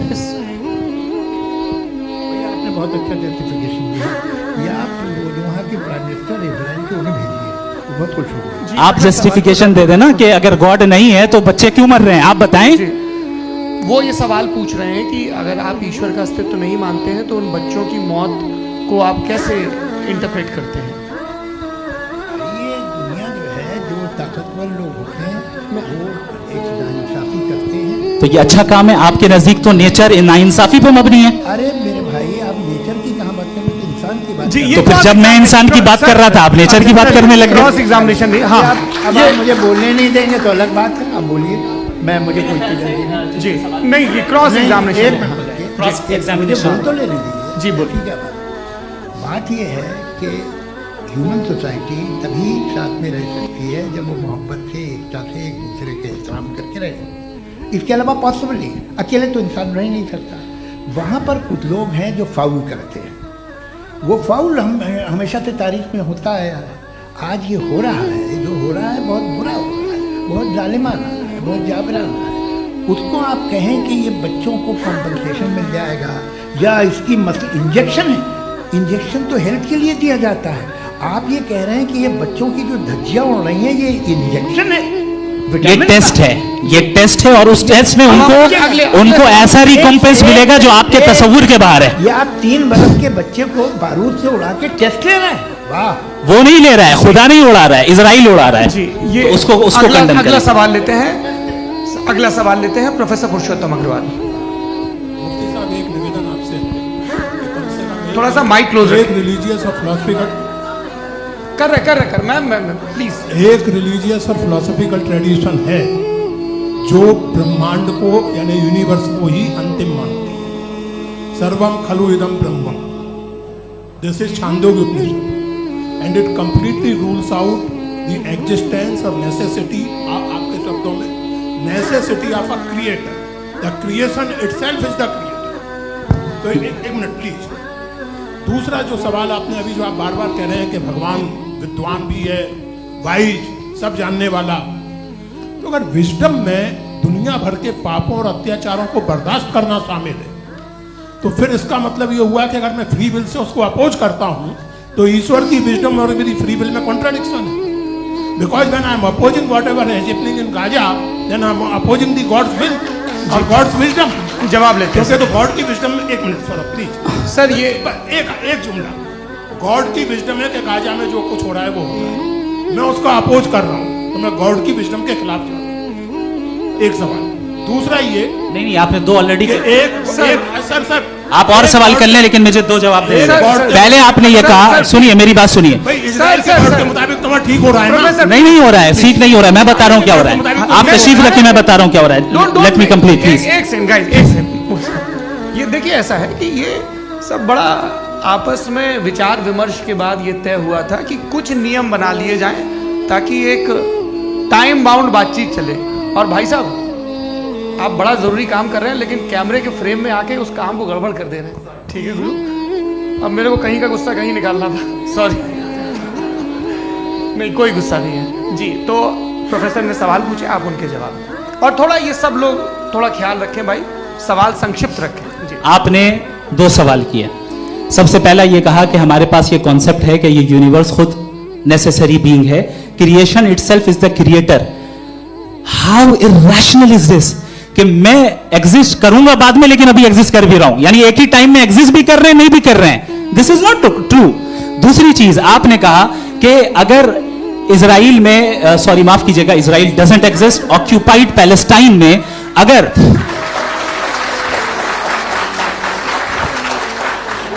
ऑक्यूपाइड पैलेस्टाइन में बच्चों को मारा जा रहा है फ्री विल की वजह से और गॉड नहीं रोक रहा, ये कॉन्ट्रडिक्शन है। ये बताइए कि एक एग्जाम में एक बच्चा गलत आंसर लिख रहा है, सुनिए, एग्जामिनर चाहे तो रोक सकता है, क्यों नहीं रोक रहा है?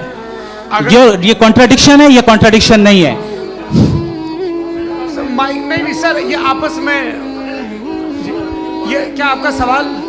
माइक फ्री विल दिया गया है टेस्ट के लिए, अकाउंटेबिलिटी के लिए। अगर फ्री विल नहीं होता तो आप कहते हैं हमें रोबोट बना दिया गया। नॉट मिसरिप्रेजेंट माय पोजीशन, आपकी जो भी पोजीशन, मैं अपनी फ्री विल के नाते, अपने ह्यूमन विजडम के नाते गाजा में हो रही अत्याचार का विरोध करता हूं। बिल्कुल करना चाहिए। के हिसाब से मैं गॉड की विजडम का विरोध कर रहा हूं? बिल्कुल नहीं, समाज हो रहा है गॉड, बिल्कुल भी नहीं, बिल्कुल भी नहीं। उसका वहां पर गाजा में कत्ल होना ये इंसानों के गलत इस्तेमाल का नतीजा है, फ्री विल के इस्तेमाल का नतीजा है। गॉड इसका हुक्म नहीं देता, उससे रोकता है। यही तो मसला है ना, आपके लिए कॉन्सेप्ट क्लियर नहीं नहीं भाई, आपने तो बताया था इंजेक्शन लगाने से बच्चे को तकलीफ होती है, ये इंजेक्शन लगा। सर आप ऐसे रेटोरिक स्टेटमेंट दें तब तो कोई मसला नहीं आपने समझते बोला कि रहेंगे। injection this is a rhetoric statement, this is not a logical argument sir. I am sorry, I am sorry. आखिरी 30 मिनट बड़े मुश्किल होने वाले हैं जी। मुफ्ती साहब आगे बैठे हैं, इनको माइक दीजिए। तरुण माइक आप अपने पास रखिए, आपको कैमरे का फ्रेम पता है जी। सबसे पहले दोनों को मुबारकबाद। एक सर अपना आप नाम बता दें। आप अमेरिका में शिकागो में रहते हैं, इतना मुझे याद है। बताया आप, यासिर नदीम अलवाजदी मेरा नाम है। जावेद सर आपसे क्वेश्चन है इन्फिनिट रिंगनेस के बारे में। एक हाइपोथेटिकल सिनेरियो है जिसमें अगर आप सर माइक थोड़ा सा प्लीज क्लोज रखें जी।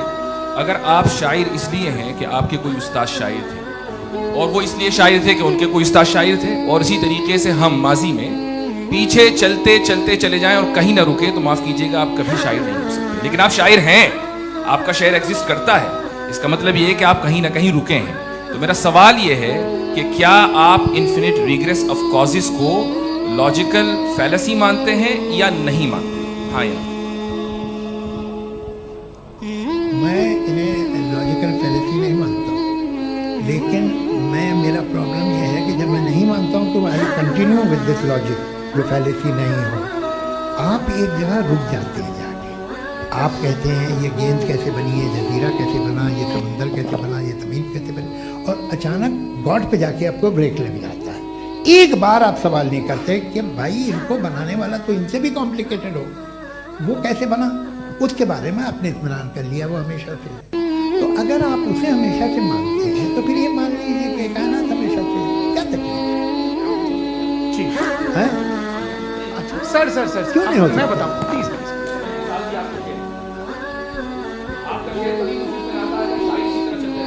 जी माइक माइक मेरे ख्याल से एक सेकंड। इन्फिनिट रिग्रेस का कॉन्सेप्ट क्लियर नहीं हो पाया, ऐसे रहने दे, लेट्स मूव ऑन सर। ठीक है, हाँ थोड़ा सा मॉडरेटर का भी ख्याल रखें। नहीं नहीं आपने तो रखा है, आपने रखा है। यहाँ पे गौहर रजा साहब है, वो भी एक सवाल पूछना चाहते हैं। माइक यहाँ नीचे से ऑन करती हो। पहले तो ये कह दूं कि मैं उन बच्चों से शर्मिंदा हूं जिनको गजा में कत्ल किया गया, क्योंकि हमारे होते हुए कत्ल किया गया। लेकिन उससे ज़्यादा शर्मिंदगी इस बात से हुई कि मुझे लगा कि मुफ्ती साहब उसको जस्टिफाई कर रहे हैं। बिल्कुल भी नहीं, आप बहुत ही गलत मुझे बात लगा कर- मैं गलत हो सकता हूं। बिल्कुल गलत मैं है। सवाल पूछ रहा हूं। सवाल मैं देखिए, सवाल अगर पूछ रहा हूं। एक मैं सेकंड। जावेद भाई गौर से साहब, एक डिसएग्री सेकंड, करता गौर साहब, हूं। एक सेकंड देखिए, अगर देखिए ऐसे एक सेकंड आप सर वेट वेट, अरे आप कुछ मेरे पहले मुझे अपनी बात क्या लेने दीजिए। अगर ऑडियंस तय करेगी तो फिर मॉडरेटर का मतलब नहीं। मेरा आप सबसे ये कहना है, ये बहस दो लोगों के बीच में है, एक तरफ मुफ्ती साहब, एक तरफ जावेद साहब। पिछले 1.5 घंटे से ये लोग अपने अपने तर्क रख रहे हैं। आपकी इनसे इत्तेफाकी हो सकती है, ना इत्तेफाकी हो सकती है। मेरे उस्ताद मुझे सिखा गए हैं कि मुखामुखम में असहमति की गुंजाइश बची रहनी चाहिए।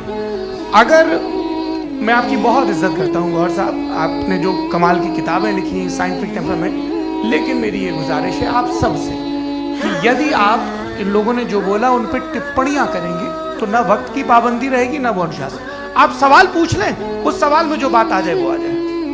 मैं जावेद साहब से डिसएग्री करता हूं, इसलिए जावेद साहब से सवाल पूछ रहा हूं। आपका सवाल जावेद अख्तर साहब से। और सवाल ये है मेरा कि जावेद साहब ने कई बार लॉजिक का इस्तेमाल किया कि साइंस में लॉजिक है और रिलीजन में लॉजिक नहीं। मेरा ख्याल ये है कि रिलीजन में भी लॉजिक है, लेकिन उस लॉजिक की बेसिस ये है कि आप रुक जाते हैं, जिसका जिक्र जावेद साहब ने बार बार किया, यानी खुदा के तसव्वुर पे आते हुए, गॉड के तसव्वुर पे आते हुए रुक जाते हैं। और इसमें सवाल पूछना मतलब फॉरबिडन होता है। सवाल ये है कि क्या जावेद साहब इससे एग्री करते हैं कि साइंस की लॉजिक अलग है और रिलीजन की लॉजिक अलग है? बताइए सर। देखिए 3 चीज़ें हैं, साइंस है, एक है मंतिक है, इस्तिदलाल है, और एक जो है कुछ भी नहीं है, फेथ है, अकीदा है। मैं अकीदे की लॉजिक का कायल नहीं हूँ। मुझे आप इस्तिदलाल से, लॉजिक से, रिज़न से समझाइए, मैं मानने को तैयार हूँ, मेरा क्या नुकसान है। लेकिन ये कि अकीदे पे मैं नहीं कर सकता। अकीदे का मतलब है कि तुम ये मान लो, सवाल ना करो, ये नहीं। आप सारी बातें करके, बड़ी साइंटिफिक बातें करके एक जगह जाके खुदा के वजूद पे रुक जाते हैं, सरेंडर कर देते हैं। मैं सरेंडर करने को तैयार हूं। जी ये आगे सर बैठे हुए, इनको माइक दीजिए। भाई वो आप पूछना चाह रहे थे ना? हाँ नहीं जी, आपका नाम? आसिम इफ्तिखार। आसिम जी, पूछिए। सर से सवाल है कि आपने अपने माइक थोड़ा करीब है। अपने क्लोजिंग स्टेटमेंट में बात कही थी कि मज़हब का जो फ्यूचर है वो ज़्यादा दिन नहीं जाने वाला है, लेकिन मैं देख पा रहा हूँ कि जो ऑक्सफोर्ड यूनिवर्सिटी की एक स्टडी है 2011 में हुई है, जिसके 50 एकेडमिशियंस ने इसको अंजाम दिया था, उसमें वो ये कहते हैं कि जो फेथ इन गॉड है वो इनबिल्ट है ह्यूमन नेचर के अंदर, जिसको हम कहते हैं फितरत के अंदर शामिल है वो। और वो ये कहते हैं कि अगर कोई ये समझता है कि मज़हब को वो ख़त्म कर देगा तो ये उसकी गलत फहमी है। तो आप इसके बारे में, इस स्टडीज़ के बारे में क्या कहते हैं? ठीक है, मैं उनसे एग्री नहीं करता हूँ। वो कौन से प्रोफेसर होंगे, ऐसा इनके क्या पास डेटा है, इन्होंने डेटा के बेस होगा? डेटा क्या हो सकता है? फ्यूचर का डेटा तो नहीं हो सकता ना उनके पास, प्रेजेंट का डेटा हो सकता है। डेटा आपने सुना 100 साल पहले का, बाद का डेटा मैंने तो नहीं सुना है। तो आज उनकी ये राय है और होगी राय, ठीक है। दुनिया में तरह तरह की राय है लोग, लेकिन मैं समझता हूँ कि वक्त के साथ इंसान ज़्यादा से ज़्यादा रीजनेबल और लॉजिकल होता जा रहा है। आज आप देखिए वेस्टर्न यूरोप में क्या परसेंटेज है नॉन बिलीवर की, बहुत हाई, वहाँ चर्च खाली पड़े होते हैं। तो अल्टीमेटली तो इंसान कोई ऐसी बात बहुत अरसे तक नहीं मान सकेगा, चाहे गलत या सही, जो उससे उसके दिमाग को, उसके जहन को, उसके लॉजिक को ठीक है। वो कह रहे हैं तो ऑक्सफोर्ड के होंगे, कैम्ब्रिज के होंगे, अमेरिका ने, उनका डेटा मुस्तकबिल का नहीं हो सकता। दीपक, हाँ मैं आऊँगा, अभी पीछे की साइड भी आऊँगा, माइक वहीं भेजूंगा 2-3 साल में। जी जावेद साहब आपसे सवाल है। नमस्ते। अरे भाई सर, अगर आप ही लोग को तय करना है तो फिर 200 लोग तय कर लेंगे। नहीं sir, please don't do this sir. Everybody has a right sir, but we can only take selected questions. Sir ये यंग लोग भी हैं तो इनकी ये अब उतने यंग, भाई आप यंग हैं कि नहीं हैं? वो कह रहे हैं वो भी यंग हैं साहब, आप उनकी नौजवानी पर दावा उनको ही करने दें। हाँ मुफ्ती साहब आप यंग, हाँ पूछिए। अरे भैया सर मेरा सवाल ये है, इनसे भी तो पूछो जी। नहीं बस आपसे एक सवाल है। जैसे थीस्टों के पास अपने जो ईश्वर को मानते हैं उनके पास अपने सोशल गेट टुगेदर्स हैं, 5 रोज़ आज क्रिसमस आने वाला है, होली है, दिवाली है, ईद है। एथिस्ट क्या ऑफर कर रहे हैं? मतलब मैं इनकी दुकान से बोलूँ मैं आना चाहता हूँ उस तरफ, पर मैं अट्रैक्ट नहीं हो पा रहा हूँ। मैं सोशल गेट टुगेदर्स क्या है आपके पास? वो ये कह रहे हैं कि जो धार्मिक लोग हैं, अलग अलग धर्म के लोग, उनके उत्सव त्योहार कॉन्ग्रेगेशन बहुत हैं। अब आपको मैं एक सुनाता हूँ, यहाँ हिस्टोरियन भी बैठे हैं, मृदुला जी आप बताइएगा सही है क्या? ये एक कॉन्स्टेंटाइन एक ग्रीक रोमन बादशाह था जो क्रिश्चियनिटी आने के 400 साल बाद उसने डिसाइड किया कि मैं क्रिश्चियन हो जाऊंगा, मेरी पूरी स्टेट के अंदर हो जाएगा। उस जमाने में ऐसे ही होता था, राजा जो धर्म इख्तियार करता था वो जनता भी कर लेती थी, इसलिए कि वो हो गया था बैंकक्रप्ट। और उसे जो मेडिटेरियन कोस्ट के रिच क्रिश्चियन वो थे मर्चेंट, उससे पैसा चाहिए था। तो उसने कहा यार क्रिश्चियन हो जाए। तो उसने अपने वजीर से कहा कि भाई ये हिस्ट्री है कि अब हम लोग क्रिश्चियन हो जाएंगे।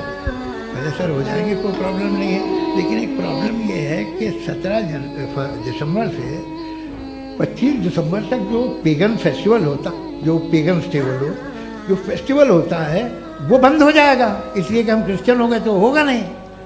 तो वो बच्चों को बहुत बुरा लगेगा, पब्लिक को बहुत बहुत इंजॉय करते हैं, खासतौर से 25 को मेनली। हाँ ये तो सही कह रहे हैं कि जीसस क्राइस्ट की पैदाइश कब थी? पहले था वो अप्रैल में थी, नहीं कट करो, वो 25 दिसंबर को। ये हकीकत है। और 400 साल बाद क्रिश्चियनिटी के अप्रैल से दिसंबर ले आए, और इसलिए कि यहाँ पेगन फेस्टिवल होता था। अब मनाते हैं ये जो सारे फेस्टिवल हैं, ये रिलीजन से हर एक को एक इंटरटेनमेंट डिपार्टमेंट चाहिए होता है अपनी कंपनी चलाने के लिए। तो ये रिलीजन ने, ये सेकुलर त्योहार थे जिन्हें रिलीजन्स ने ले लिया। ये मौसम के थे, फसलों के थे, किसानों के थे, उसको आपने लेके रिलीजियस रंग दे दिया। ये कोई रिलीजन से थोड़ी आए आप। अच्छा हमें देखिए, हम तो मुल्यद हैं, हम ईद मनाते हैं, हम दिवाली मनाते हैं, हम होली मनाते हैं, हम क्रिसमस मनाते हैं।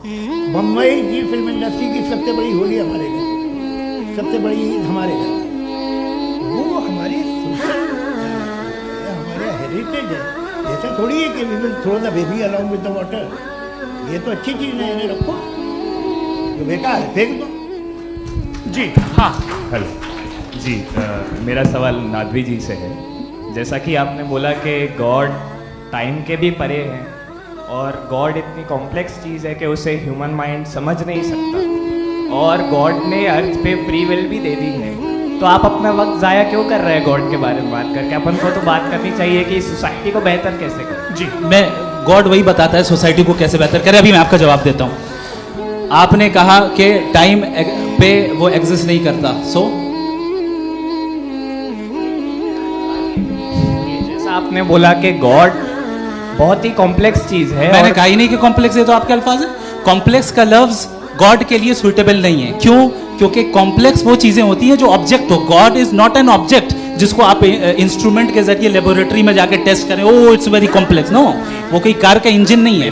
वो फिलोसॉफिकली नेसेसरी बीइंग ऐसी बीइंग है जो सिंपल बीइंग है। हाँ, आप उसको मुकम्मल तौर पे उसकी तमाम हिकमतों को जान ले और हर चीज को जान ले, ये पॉसिबल नहीं है, क्योंकि वो ऑल वाइज है, आप ऑल वाइज नहीं है। और वो खुदा है, वो आपको सारी चीजें बता दे, ये जरूरी नहीं। मेरा सवाल ये नहीं था। मेरा सवाल ये था कि जब गॉड इतना परे है इस दुनिया से कि उसने अर्थ पे फ्री विल भी दी है, हम सब ह्यूमंस की फ्री विल है, और जो सोसाइटी में हो रहा है वो अपन लोग डिसाइड करेंगे, तो God अपन के लोग बारे डिसाइड में नहीं बात करेंगे ना, अपन लोग डिसाइड नहीं करेंगे। गॉड जो है, गॉड ने वो उसकी जात, उसकी एग्जिस्टेंस टाइम एंड स्पेस से परे है, लेकिन वो हमारा टेस्ट ले रहा है और उसी गॉड ने हमें बताया कि तुम्हें क्या करना है क्या नहीं करना है, तो जाहिर है उस गॉड की बात सुनेंगे ना हम। वो पीछे एक चश्मा लगाए जो मैम खड़ी हैं, उनको दीजिए। हाँ आप जी जी बिल्कुल आएंगे, लेकिन मैं कोशिश कर रहा हूँ सब तरफ जाने की। हाँ उनको दीजिए माइक जी। हेलो सर, मैं ओमनी प्रेजेंट नहीं हूँ, टाइम पाबंद हूँ और जहां तक कोशिश कर सकता हूँ करूंगा जी। अपना नाम बताइए। मेरा नाम उर्सुला है, मैं दिल्ली यूनिवर्सिटी की एक स्टूडेंट हूँ और मैं स्टूडेंट फेडरेशन ऑफ इंडिया से हूँ। मेरा सवाल मुफ्ती जी से है कि इस हॉल के इस कमरे में बैठ के हम लोग रेप की मोरालिटी के बारे में फिलोसफिकली बात तो कर सकते हैं, बट असलियत ये है कि रोज़मर्रा की ज़िंदगी में औरतें रेप के थ्रू गुजरती हैं, और हम लोग सिर्फ नंबर्स पे इस तरह नहीं देख सकते, क्योंकि कितनी औरतें हैं इन कंट्रीज़ में जहाँ पे आप बता रहे हैं कि केसेस कम हैं, जिनका एक्सेस है कि वो जाके केस फाइल कर सकें। कितनी औरतें हैं जो जिनको काम करने की आज़ादी है उन कंट्रीज़ में। यूरोप में ये आज़ादी आ गई, यूरोप में ये रूल्स आ गए, तो हम आज उसके बारे में बात कर पा रहे हैं। जी जवाब। आपने ये कहा कि कमरे में बंद होकर हम लोग इस पर फिलोसफिकली बात कर सकते हैं, लेकिन हकीकत में क्या हो रहा है, वो ग्राउंड लेवल पे क्या हो रहा है जो बहुत गलत हो रहा है, और वो सफ़र कर रही हैं। आई अग्री, बहुत गलत हो रहा है, और जो गलत हो रहा है उसको हमें रोकना है। और क्यों रोकना है, वो गलत क्यों है, हमारे पास इसका ऑब्जेक्टिव फाउंडेशन है, इनके पास उसका ऑब्जेक्टिव फाउंडेशन नहीं है। मैं ये कहना चाह रहा हूं कि जहां पे भी जुल्म हो रहा है, जहां पे भी औरत पे जुल्म हो रहा है, या उसकी इज्जत लूटी जा रही है, या उसे तकलीफ पहुंचाई जा रही है, और सिर्फ औरत नहीं, किसी इंसान के ऊपर भी जुल्म हो रहा है, तो उसके खिलाफ खड़ा होना, ये मोरालिटी हमारे पास गॉड के पास से आई है। वरना जावेद साहब तो कह रहे हैं कि जो है मेजॉरिटी डिसाइड करेगी, तो मेजॉरिटी तो कभी भी बदल सकती है। क्या आप नातू? ये थोड़ी सी आपको गलतफहमी है। मैं अगर मेरे जुमले से ये मतलब निकला या मैंने कहा कि ये जुमला मैं वापस लेता हूँ, ये मेरा मतलब नहीं था कि मेजॉरिटी डिसाइड करे। मेजॉरिटी डिसाइड करे तो दुनिया में वैसे आपने कहा था ये जुमला, अच्छा हो सकता है, मैं मान रहा हूँ। बाद में रिकैप कर लेंगे। अरे भाई, एक सेकंड मैं अपनी एक्सप्लेनेशन। मुनासिब बात ये है कि हम सब के सब दिल में जानते हैं कि क्या अच्छा है क्या बुरा है, हमें पता है अच्छी तरह। जो लोग बुरे काम करते हैं उन्हें भी मालूम अच्छा क्या। यही तो सवाल था हजरत कि फिर ये मोरालिटी आई कहाँ से? Cross examination. हाँ जी हाँ। मोरालिटी साथ रहने की डिजायर से आई, यानी साथ रहकर जो कुछ कह दे, जो कुछ कर दे, वो हो जाएगा? नहीं नहीं, तो आप कायदे से रह ही कर सकते हैं जब तक लोगों में मोरालिटी हो, वरना क्यास हो जाएगा। ये आपको कैसे पता? जी हमने देखा ना, जहाँ मोरालिटी का क्यास हो गया, हम देखते हैं। कहाँ पे देख भाई दुनिया में आप जो कह रहे हैं, आप एक कहीं पे अगर गलत हो रहा है इस बहस तो के उसको बाद आप में आप लोगों देखिए, को आप क्या- सर, मुफ्ती साहब, आप मैं- एपिस्टेमोलॉजी की बात कर रहे हैं, मैं ऑन्टोलॉजी की बात कर रहा हूँ। मैं इस बहस के फाउंडेशन बाद क्या आप है? दोनों लोगों को चाय पे फाउंडेशन- होस्ट करूंगा, वहां पे क्रॉस एग्जामिनेशन कर लीजिएगा। अभी ऑडियंस का हक मार रहे हैं आप लोग भाई, सर जस्ट लोग हैं आप लोग। और ये भाई ये एक हाँ उधर उधर आएंगे, उधर इनको आएंगे। जी सर आएंगे। अच्छा सर मेरा नाम लईकुर रहमान है और मैं अलीगढ़ मुस्लिम यूनिवर्सिटी का स्टूडेंट हूँ, और जहाँ तक मुझे पता है कि sir you are also product of Aligarh Muslim University. मैं भी उसी चमन का बुलबुल। हाँ सर, तो बहुत खुशी हुई मुझे जान करके कि मैं आपसे मिलूंगा। सवाल सर मेरा सवाल ये है, सर सैयद अली रहमा का नज़रिया ये था कि खुदा के वजूद को अक़ल के दायरे में रह कर के तलाश करना, न कि पूरी तौर से उसका इनकार कर देना। Sir how will you define it? नहीं तो ये तो आप इन्हें बताइए। ये सवाल है आपसे कि खुदा का वजूद साबित कर रहे हैं, तो सर आपने सर सैयद इनकार कहाँ किया? कर रखा है, इस वजह से मेरा क्वेश्चन उन्होंने यही सर से एक सेकंड, सर सैयद ने यही कहा ना कि अक्ल से आप खुदा के वजूद को साबित नहीं कर सकते, यही कहा ना भाई।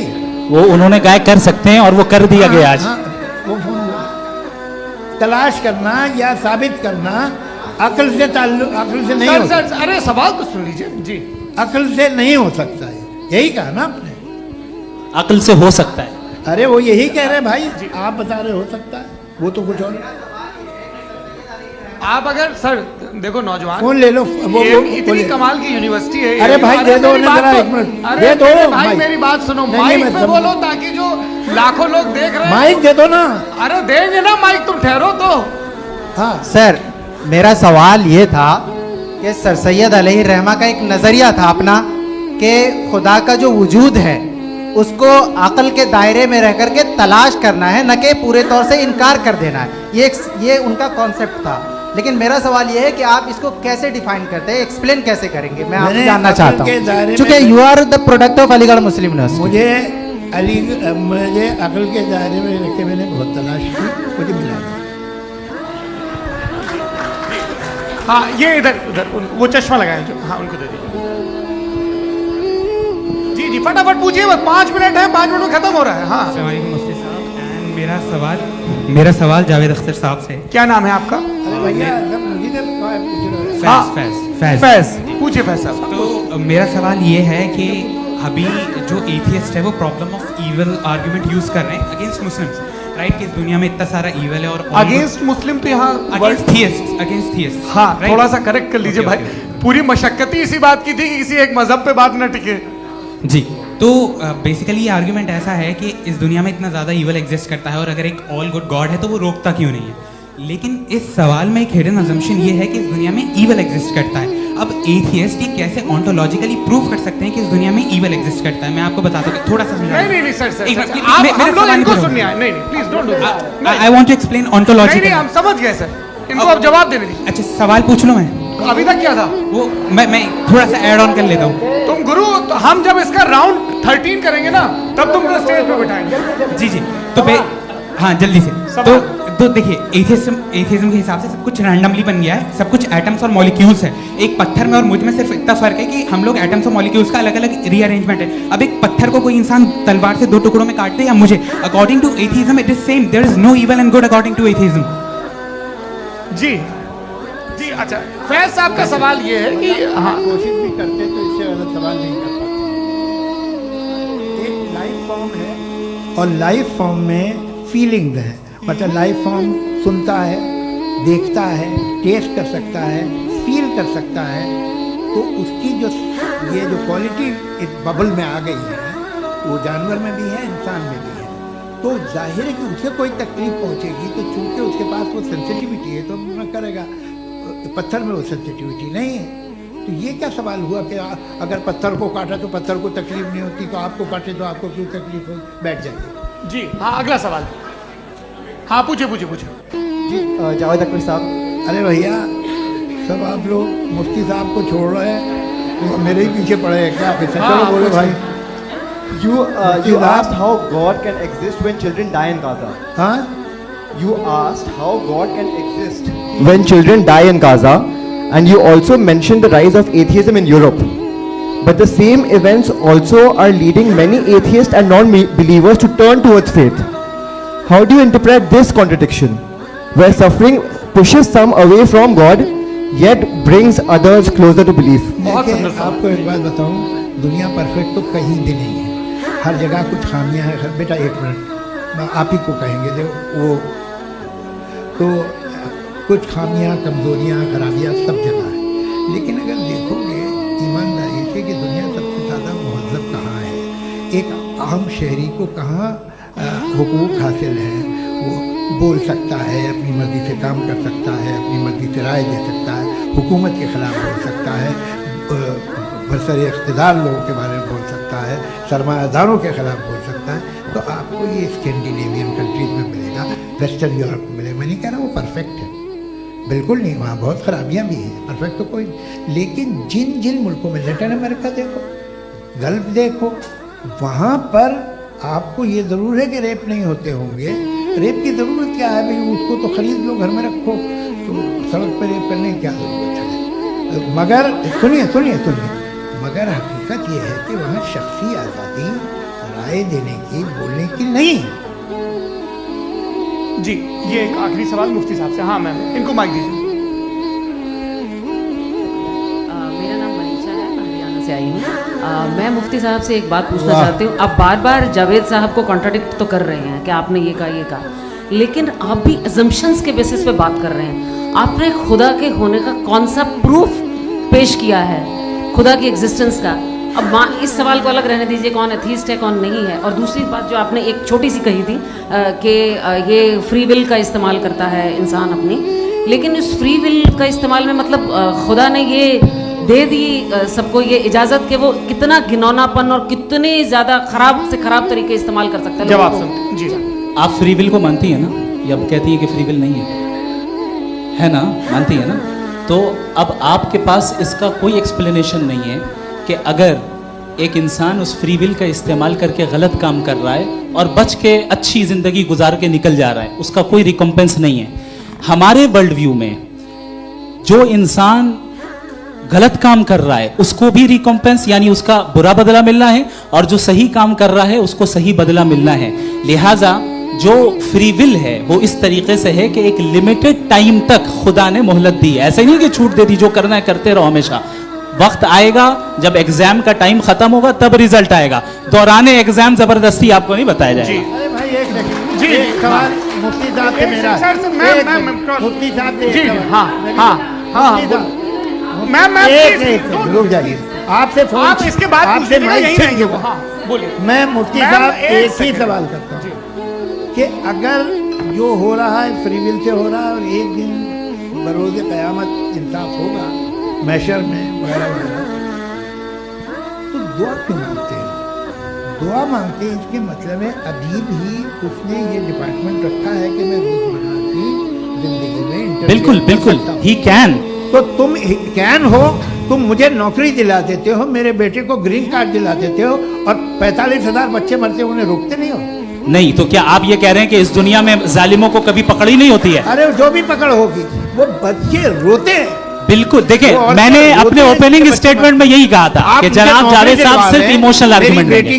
This is an emotional argument. ये छोटे मोटे इसके पीछे का रीजन मैंने बताया क्या है। देखिए मैं बार-बार यहाँ पर मंच से आप लोगों को सज्जनों इसलिए कह रहा हूं ताकि थोड़ा सा आपके कॉन्शियंस पे जोर रहे कि आपको ऑर्डर बचा के रखना है। वक्त तय हुआ था, ये वक्त पूरा हुआ, आपने इतने धैर्यपूर्वक सुना, मैं आप सबका बहुत बहुत शुक्रगुजार हूं। यदि इन दोनों विद्वानों की इच्छा होगी तो कभी हम इस बातचीत का राउंड 2 राउंड 3, यही तो देखिए खूबी है इंसान की कि बहस मुबाहसे में वो पड़ा रहता है। आप लोगों ने बड़े धैर्य का परिचय दिया, बहुत बहुत शुक्रिया। इसी के साथ ये बातचीत यहाँ पे आप लोग को मैं एक बात बता दूं, ये सारी बहस हो गई, अब मुफ्ती साहब और बड़े मुफ्ती साहब इन साथ के साथ मैं खाना खाने वाला हूँ। अच्छा,